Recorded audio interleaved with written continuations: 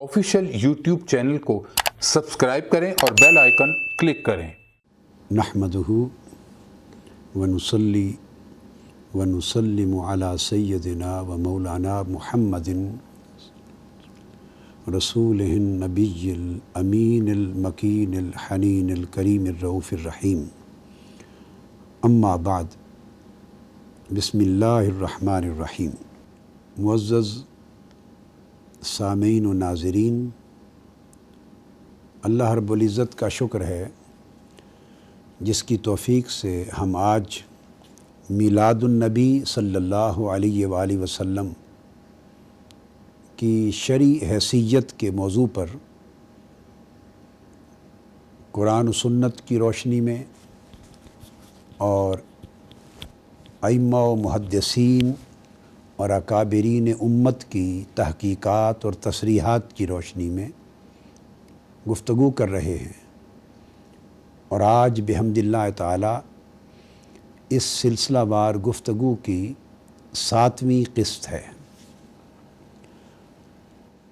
आज के इस नशिस्त में जिस मौजू पर मैं रोशनी डालना चाहता हूँ अल्लाह जल्ल मजदहू की तौफ़ीक़ से, वो ये है कि हम इस अमर का जायज़ा लें कि मिलादुन नबी सल्लल्लाहु अलैहि वसल्लम का जो एहतमाम और सेलिब्रेशंस की जाती हैं, तो इसके अज्ज़ा क्या हैं, इसके कॉन्स्टिट्यूएंट एलिमेंट्स क्या हैं।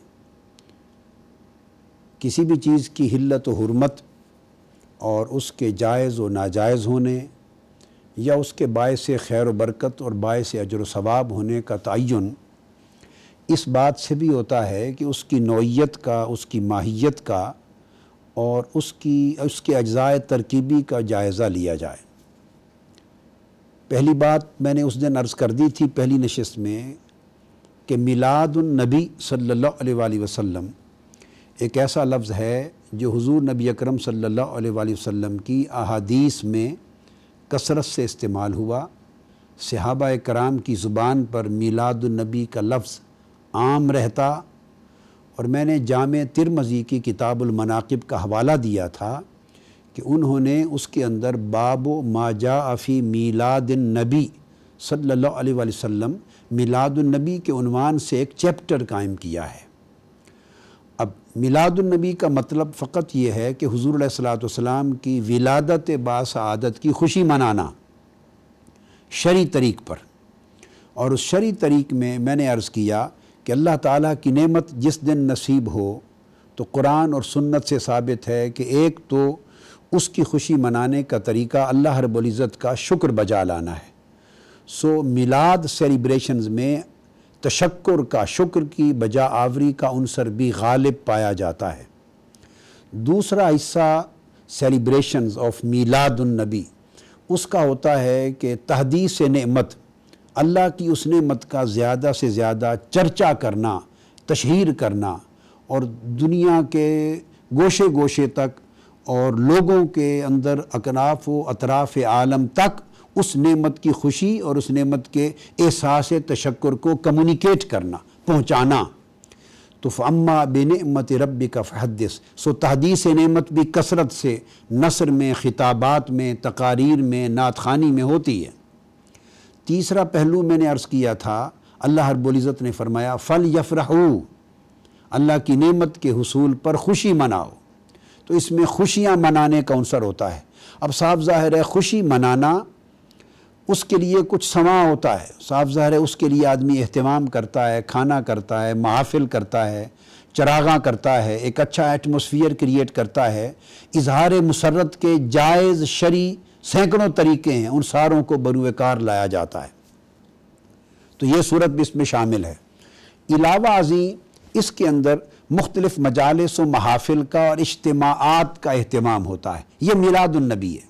यानी मिलादुन नबी कि हुजूर की विलादत बासआदत के मौका पर आप इज्तिमा करते हैं, महाफ़िल करते हैं और मजालिस करते हैं, जलसे करते हैं। उस इज्तिमा में करते क्या हैं? तिलावत कुरान होती है, नात रसूल होती है और हुज़ूर सल्लल्लाहु अलैहि वसल्लम की मदहत व नात के साथ साथ फिर खिताबात होते हैं।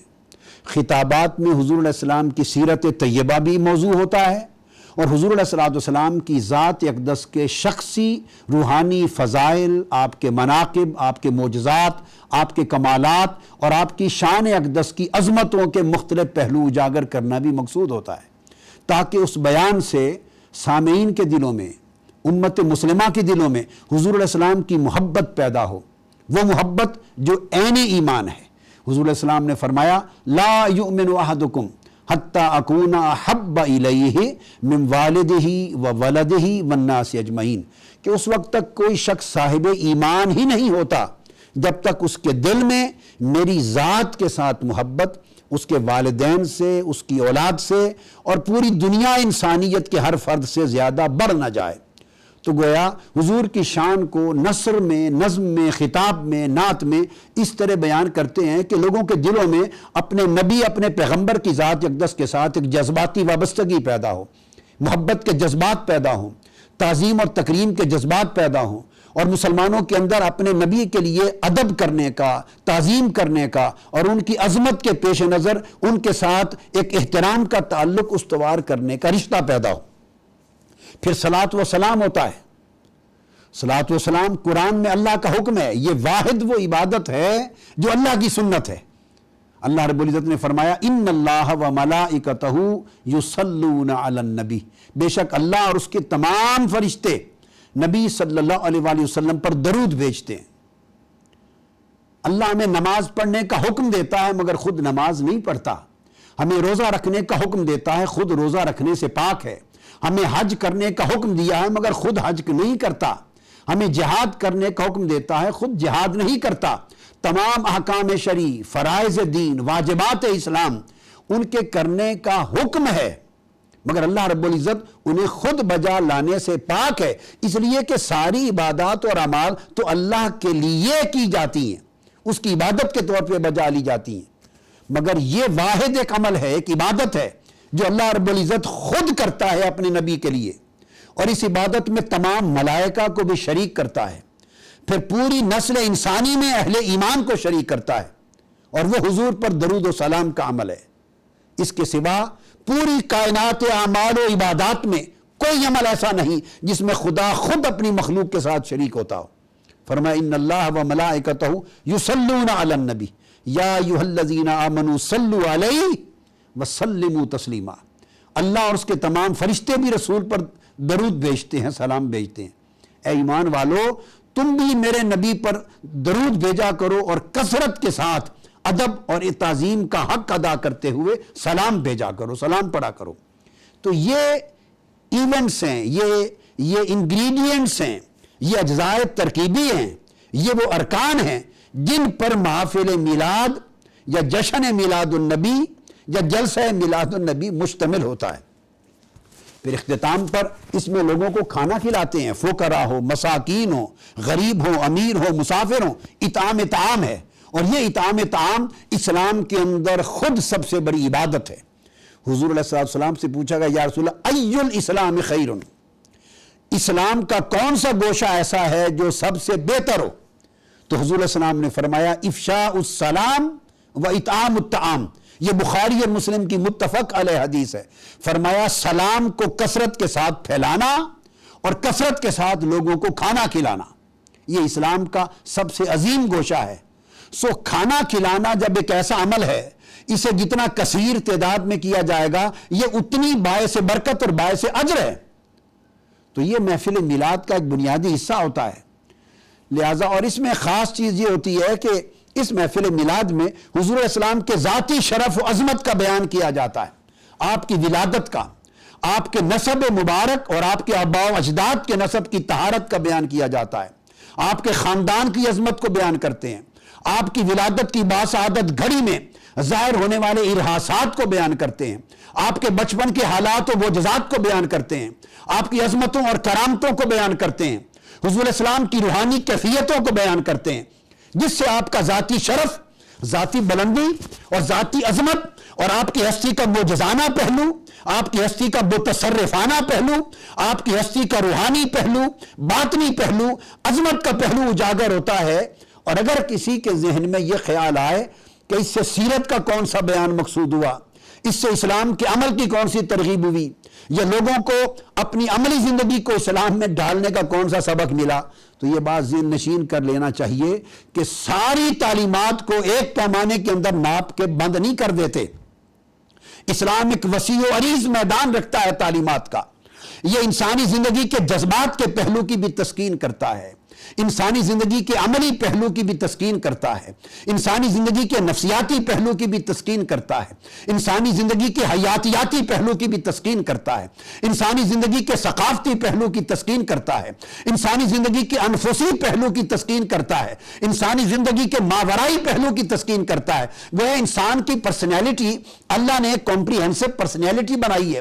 اس میں بیولوجیکل ایسپیکٹ ہیں، اس میں سائیکولوجیکل ایسپیکٹ ہے، اس میں سائیکیکل ایسپیکٹ ہے، اس میں سوشولوجیکل ایسپیکٹ ہے، اس میں سوشو کلچرل ایسپیکٹ ہے، اس میں ایجوکیشنل ہے، اس میں پرسیپشنل ہے، اس میں ایموشنل ایسپیکٹ ہے، سینٹیمنٹل ایسپیکٹ ہے، اس کے اندر انسان کے لیے ٹرانسینڈنٹل ایسپیکٹ ہے، فلوسافیکل عنصر ہے، اسپرچل عنصر ہے، انسان کے ذہن میں انٹلیکچوئل عنصر ہے. کوئی گوشہ انسان کی شخصیت کا ایسی نہیں جس کی تسکین کا سامان پورا کرنا اسلام کی ذمہ داری نہیں. اور اسلام نے اپنی تعلیمات کو اتنے خوبصورت طریقے سے ایک توازن دیا ہے، ایک جامعیت دی ہے کہ ہر گوشے کی تکمیل ہوتی ہے. انسان کی زندگی میں اعمال بھی پرورش پا رہے ہیں، اس کی زندگی کے جذبات بھی نفرت اور محبت میں پرورش پا رہے ہیں. اولاد کے ساتھ، بیوی کے ساتھ، بچوں کے ساتھ محبت بھی ہے. اسلام روکھا پن نہیں دیتا، خشک ملا نہیں بناتا، راہب الدنیا نہیں بناتا کہ وہ جذبات کو چھوڑ دے، وہ محبتوں کے عنصر کو چھوڑ دے، فرحت راحت اور مسرت کے عنصر کو چھوڑ دے. نہیں، اسلام نے انسان کو بیلنس بنایا ہے. اسی طرح تعلیمات بھی بیلنس ہیں. تو جب اسلام کی تعلیمات ہیں جہاں وہ عمل کے گوشے کی پرورش کرتا ہے، وہاں نبی کے ساتھ عشق اور محبت کے گوشے کی بھی پرورش کرتا ہے. اللہ اپنی ذات کے ساتھ عشق اور محبت کے گوشے کو بھی پالتا ہے.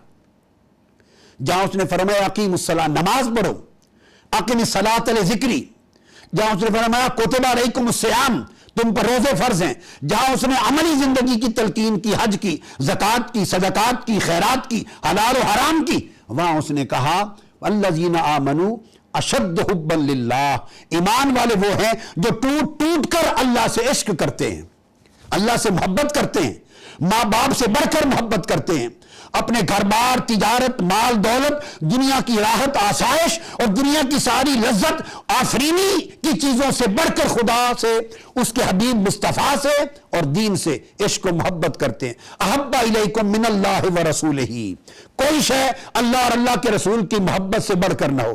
تو آپ نے دیکھا محبت کے گوشے بھی ہیں، اور یہ محبت کے گوشوں سے صحابہ کرام کی زندگی بھری پڑی ہے.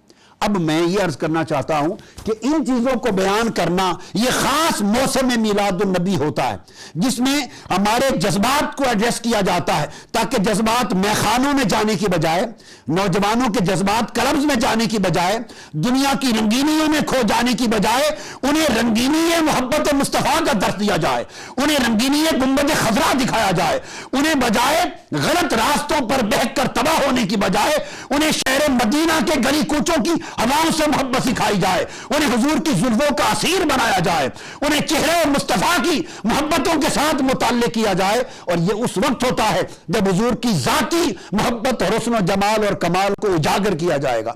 یہ مضمون میلاد ہے. اس کا بیان اگر آپ احادیث کی کتابیں پڑھیں تو حدیث کی کتابیں ان مضامین سے بھری پڑی ہیں.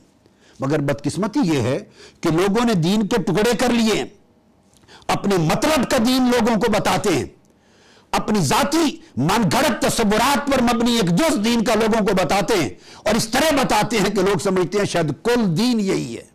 یہ وجہ ہے کہ نوجوان نسل دین کو روکھا سمجھ کر، آؤٹ ڈیٹڈ سمجھ کر، انتہا پسندانہ تصور سمجھ کر دور ہوتی جا رہی ہے. اب میں ترمذی شریف کو آپ کے سامنے کوٹ کر رہا ہوں. سیاستہ کی کتاب ہے، اور اس کی کتاب میں اب کتاب المناقب ہے ترمذی شریف کی. اس کا پہلا باب ہے باب فی فضل النبی.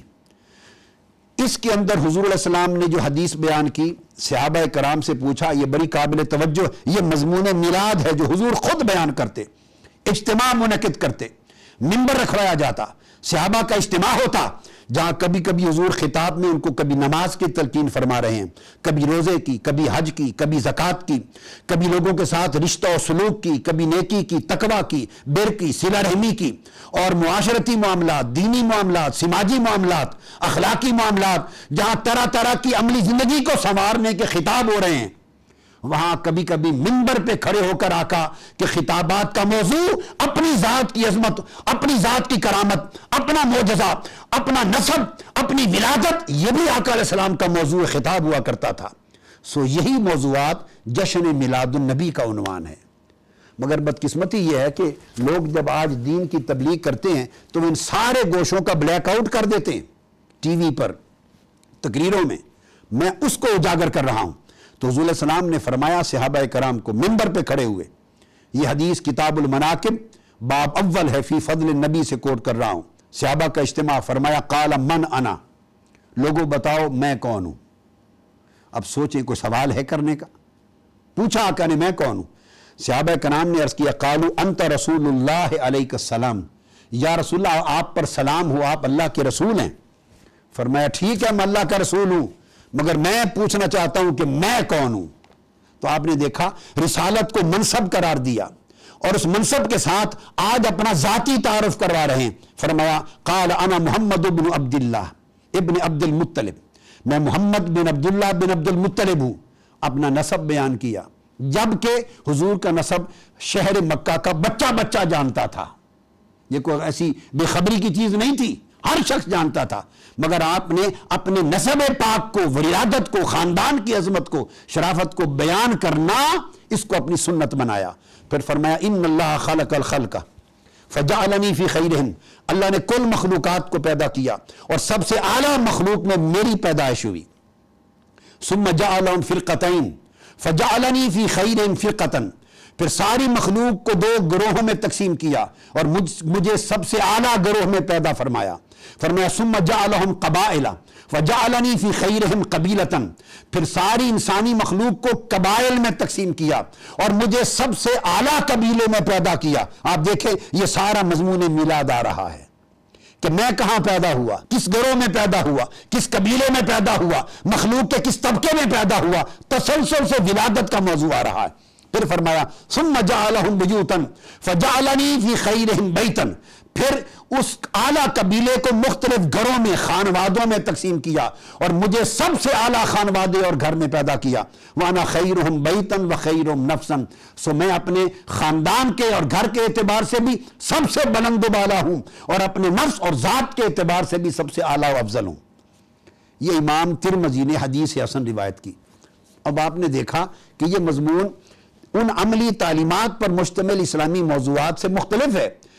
اس کا براہ راست جو ٹارگٹ ہے حضور علیہ السلام کی ذاتی عظمت کا بیان، تاکہ عشق، محبت، ادب اور تعظیم کا تعلق حضور سے استوا ہو جائے۔ آج مادی طرز تعبیر نے دین کو ان چیزوں سے محروم کر کے نوجوان نسل کا علاقہ اور نئے تعلیم یافتہ لوگوں کے ذہنی اور قلبی علاقے کو حضور کی ذات سے عشق اور محبت کے رابطے کو کاٹ کر انہیں اندھیروں میں، گمراہیوں میں پھینک دیا ہے۔ ان کو روایت کر کے 4-5 حدیثیں اپنے قبیلے کی، بنی کنانہ کی، قریش کی، پھر قریش میں بنی ہاشم کی، بنی ہاشم میں اپنے خاندان کی، یہ سب سے پہلی حدیث ہے۔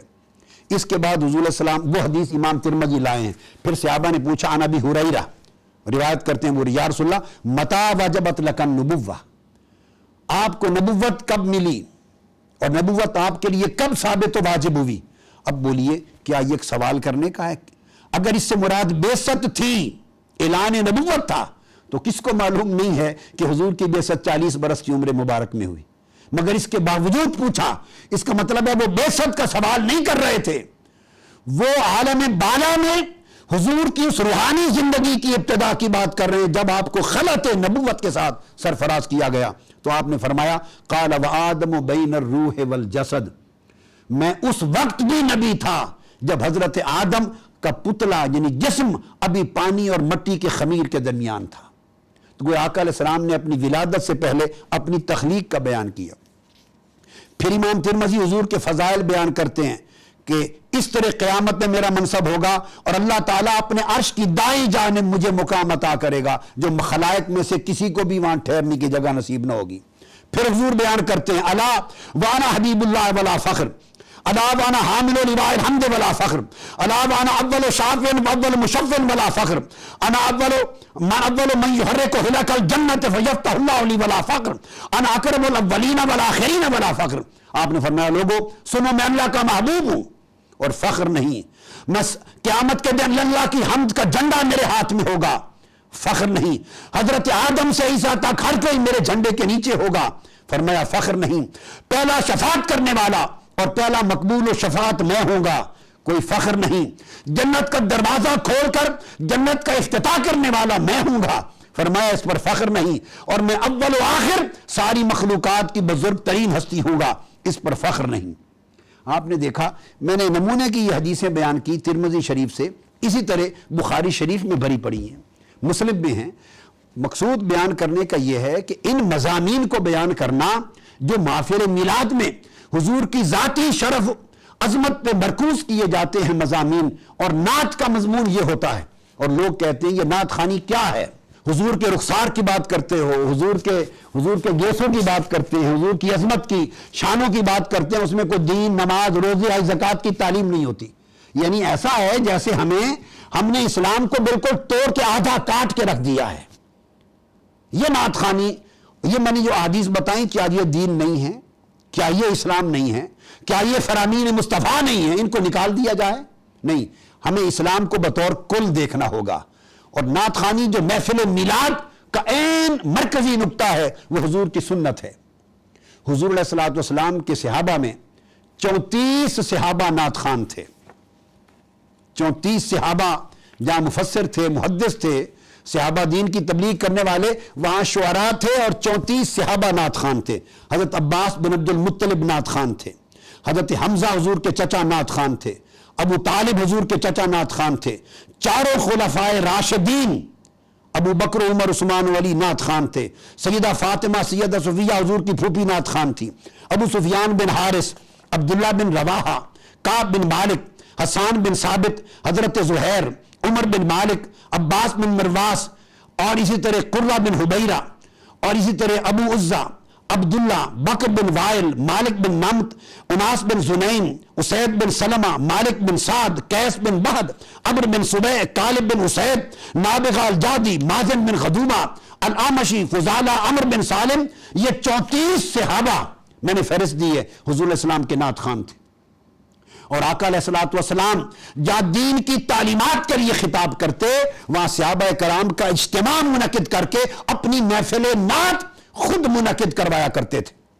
آپ اٹھا کے دیکھیے ترمذی شریف اور مسلم کتب حدیث میں آتا ہے، ام المومنین حضرت عائشہ صدیقہ روایت کرتی ہیں کہ حضرت حسان بن ثابت کے لیے حضور ممبر لگواتے، وہ ممبر مسجد کے اندر رکھا جاتا، اس پہ کھڑے ہوتے اور حضور کی نعت پڑھتے، اور حضور علیہ السلام فرماتے ان اللہ یؤید حسان بروح القدس ما یفاخر و ینافع عن رسول اللہ۔ یہ ترمذی الجامع الصحیح کتاب الادب کی حدیث ہے، اور امام احمد بن حنبل اور حاکم نے روایت کیا، حضور فرماتے جب تک حسان منبر پہ کھڑے ہو کے میری نعت پڑھتا رہے، اے اللہ جبرائیل امین کو اس کے پیچھے اس کی مدد کے لیے تو قائم رکھ۔ اس طرح کی بہت ساری احادیث ہیں۔ صحیح مسلم شریف میں کتاب الفضائل میں حدیث آتی ہے، حضور نے فرمایا کہ جب حسان بن ثابت میری نعت پڑھتا ہے تو جبرائیل امین لا یزال یؤیدک، حسان جبرائیل اس وقت تک جب تک تو نعت پڑھتا رہے تیرے پیچھے کھڑے ہو کے تیری تائید کرتا رہتا ہے۔ یہ صحیح مسلم کی حدیث ہے۔ اسی طرح پھر جب فتح مکہ ہوا، حضور علیہ السلام فتح مکہ کے جلوس کی شکل میں داخل مکہ ہوئے، حرم کعبہ کے اندر حضرت عبداللہ بن رواحہ قیادت کر رہے تھے، ایک نعت خوان تھے، اور بآواز بلند اس جلوس فاتحین مکہ کے اندر حضور کی نعتیں پڑھ کے حرم کعبہ میں داخل ہوئے۔ سیدنا فاروق اعظم رضی اللہ تعالیٰ عنہ کو خیال آیا کہ یہ حضور بھی موجود ہیں، حرم کعبہ ہے، اونچی اونچی آواز سے شعر پڑھ رہے ہیں۔ انہوں نے کہا حضور کی موجودگی میں حرم کعبہ میں شعر پڑھ رہے ہو، کیا یہ مناسب ہے؟ حضور نے حضرت عمر فاروق کو روک دیا، فرمایا نہیں اے عمر، اس کو پڑھنے دے، اس کی نعتیہ اشعار سے دشمنان دین کے سینوں میں اور ان کے دلوں میں تیر چل رہے ہیں۔ آج انہیں پتہ چلے کہ اسلام جس کو تم نے نکالا تھا غلبے اور فتح کی شان کے ساتھ دوبارہ داخل ہوا ہے۔ تو حضور علیہ السلام نے نعت خوانی کا اتنا تحفظ کیا یہ حدیث جو میں نے بیان کی پوری ترمذی میں ہے کتاب الادب میں، سنن نسائی کے کتاب المناسک میں ہے اور دیگر کتب میں ہے۔ حضرت عامر بن اقوا کی نعت حضور نے سنی اور دعا دی، حضرت عباس بن عبد المطلب کی نعت حضور نے سنی اور دعا دی۔ اسی طرح حضور کے صحابی کعب بن زہیر کافر تھے، حضور اور اسلام کے خلاف حجب کہتے تھے، مسلمان ہونے کے لیے آئے آقا کی بارگاہ میں، ہاتھ پیش کیا، عرض کیا یا رسول اللہ اسلام قبول کرتا ہوں، عرض کیا حضور میں نے نعت لکھی ہے، وہ قصیدہ بانت سے عاد ہے، اجازت ہو تو پڑھوں؟ آقا نے فرمایا پڑھو۔ تو حضرت کعب بن زہیر نے مسلمان ہو کر پہلی مجلس میں آقا علیہ السلام کی بارگاہ میں 200 اشعار پہ مشتمل حضور کی نعت پڑھی اور قصیدہ پڑھا، اور اس قصیدے میں جب یہ شعر آیا ان الرسول لنور یستضاء بہ محمد من سیوف اللہ مسلول، بے شک رسول اللہ نور ہیں اور ان سے نور حاصل کیا جاتا ہے، اور یہ اللہ کی تلواروں میں سے بڑی تیز دھار تلوار ہے جو دین کی حفاظت کرتی ہے۔ آقا علیہ السلام اتنا خوش ہوئے کہ حدیث میں آتا ہے کہ آپ نے اپنی کملی چادر اتار کے کعب بن زہیر کی طرف پھینکی اور فرمایا تجھے اس نعت پڑھنے پر تحفہ عطا کرتا ہوں۔ یعنی یہ تمام احادیث طبرانی میں، بہقی میں، ابن ہشام میں، مجموع الزوائد میں، حاکم مستدرک میں ہیں۔ ایک نابغہ جاجی حضور کے صحابی ہیں، 125 اشعار پہ مشتمل حضور کی نعت پڑھی، آقا علیہ السلام خوش ہوئے اپنی نعت سن کر۔ آپ اندازہ کریں جس میں 200 اشعار کی نعتیں پڑھی جاتی تھی، وہ محفل نعت اور محفل میلاد مصطفیٰ کتنی طویل ہوتی ہوگی۔ تو آپ خوش ہو کے فرمایا اے نابغہ تو نے نعت پڑھی ہے، میری خوش کیا ہے، اللہ تیرے منہ کی رونق کو کبھی خراب نہ کرے، یعنی تیرے دانت کبھی گرنے نہ پائیں۔ صحابہ کہتے ہیں خدا کی قسم ہم نے 100 سال تک دیکھا نابغہ جادی کو، اس کا دانت جب بڑھاپے میں گرتا پہلا دانت گرا نہیں ہوتا تھا، دوسرا دانت پیدا ہو جاتا۔ دعائے مصطفیٰ نے اس کے دانتوں کی یہ جو خوبصورتی تھی کبھی ختم نہیں ہونے دی۔ تو حضور صلی اللہ علیہ وآلہ وسلم نے اس کو اپنی سنت بنایا اور ہمیشہ معمول رہا ہے۔ محافل میلاد کا بنیادی تصور حضور کی سیرت کا پیغام دینا، اور اس میں خاص طور پہ حضور کی ولادت باسعادت اور آپ کی ذاتی عظمت کو بیان کر کے حضور کی محبت اور تعظیم اور ادب کے رشتوں کے چراغ مسلمان امت کے دلوں میں جلانا، اور کٹے ہوئے رشتوں کو اپنے جذبات کے ساتھ پھر گنبد خضرا کی سرکار کے ساتھ جوڑ دینا ہے۔ یہ صحابہ کرام کا طریقہ اور پوری امت مسلمہ کی تاریخ میں یہ عمل سنت رہا ہے۔ اگلی نشست میں انشاءاللہ تعالی میں ائمہ اور محدثین اور کتب تاریخ کے حوالے سے بیان کروں گا کہ یہ صرف پاک و ہند کا طریق نہیں بلکہ پوری تاریخ اسلام میں اور پورے عالم اسلام میں محافل میلاد کے جشن امت پوری کا معمول بھی رہا ہے۔ اللہ رب العزت ہمیں اس کی صحیح معرفت عطا کرے اور اس کی صحیح روح کو سمجھ کر عمل کرنے کی توفیق عطا فرمائے۔ وما علینا الا البلاغ۔ شیخ الاسلام ڈاکٹر محمد طاہر القادری کے آفیشیل یوٹیوب چینل کو سبسکرائب کریں اور بیل آئیکن کلک کریں۔